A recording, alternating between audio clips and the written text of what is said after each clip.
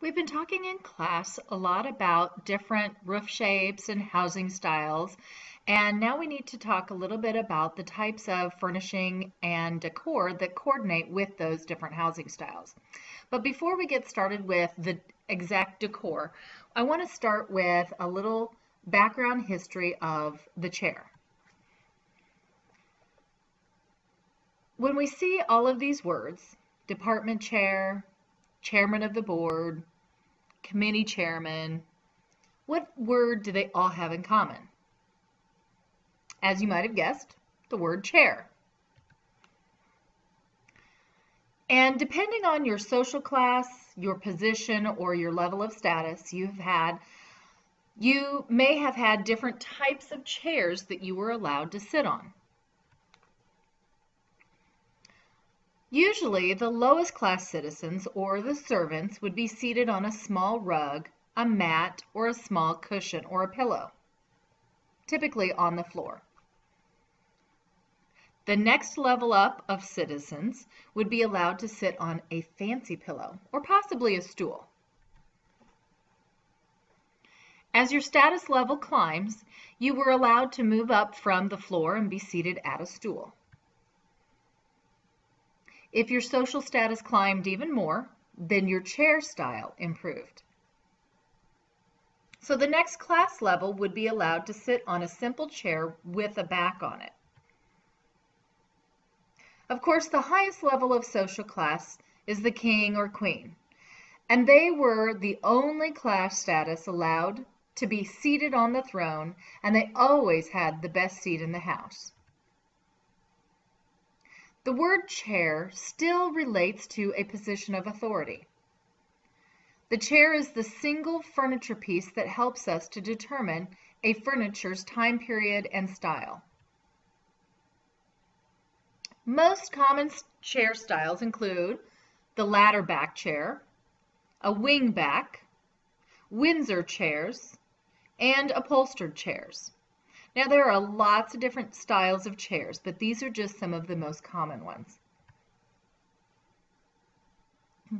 So as you explore the different decor and furnishing styles which coordinate with the different architectural styles that we have studied in class, I want you to pay close attention to the chair because it really does reflect the type of decor that was coordinated with the different housing styles.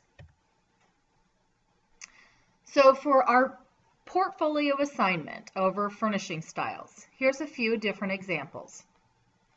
You're going to select furnishings and decor for each housing style that you have already studied. As you assemble your pages, you're of course going to have some sort of a page title on your page.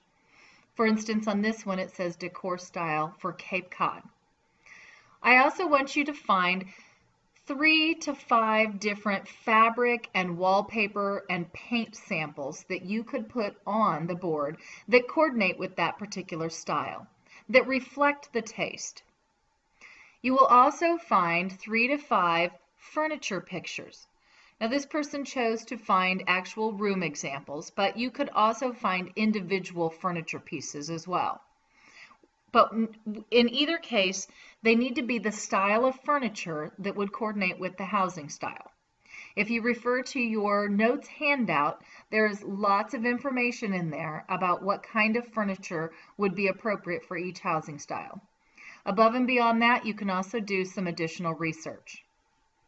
Then on the page, you will have 3 to 5 characteristics that you type out about your furnishings and decor.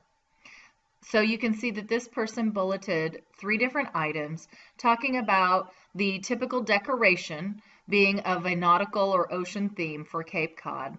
Fabrics usually were in some sort of a stripe or natural texture. Rustic and wicker furniture was often used, and color schemes typically light and airy to give a beachy feel. These, of course, would be characteristics that you find from your notes.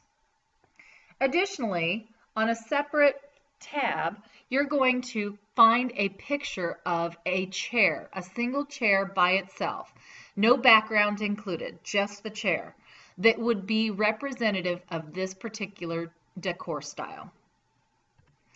Here's another page example. This one is for a Georgian. You can see that she has, or he has, 3 different textiles or wallpaper samples that would coordinate for this type of style. And then several picture examples along with a page label and individual examples. Here's another example of a prairie decor style. Notice how this person has coordinated the page title, the font, with the type of decor style. So a really fancy cursive font for a prairie style home probably wouldn't be appropriate. Here's one for Queen Anne.